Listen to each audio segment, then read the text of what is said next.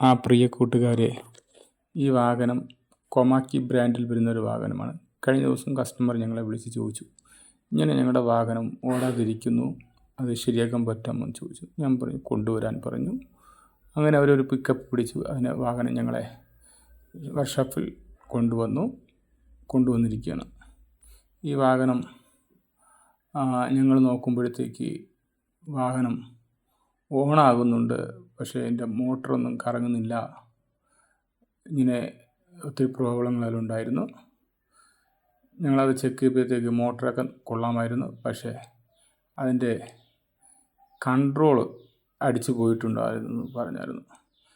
ഈ വീഡിയോ ചെയ്യാനുള്ള ഒരു കാരണം, കസ്റ്റമർ ഞങ്ങളുടെ അടുത്ത് പറഞ്ഞ ഒരു വാക്കിതാണ്. ആദ്യം വാഹനത്തിൻ്റെ പീസ് പോയി, അതിൻ്റെ ബാക്കിലത്തെ ബ്രേക്ക് ലൈറ്റിൻ്റെ ബൾബ് അടിച്ചു പോയിട്ടുണ്ടായിരുന്നു പറഞ്ഞു.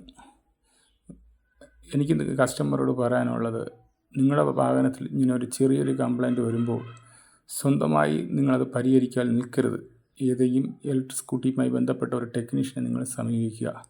കാരണം ആ പീസ് പോയപ്പോഴും അല്ലെങ്കിൽ ആ ബൾബ് അടിച്ച് പോയപ്പോൾ ഒരു ടെക്നീഷ്യനെ സമീപിച്ചിരുന്നെങ്കിൽ ഈ കസ്റ്റമറിന് വലിയ നഷ്ടം വരത്തില്ലായിരുന്നു. ആ പീസ് നമ്മുടെ വാഹനത്തിൽ വെറുതെ പീസ് പോകത്തില്ല.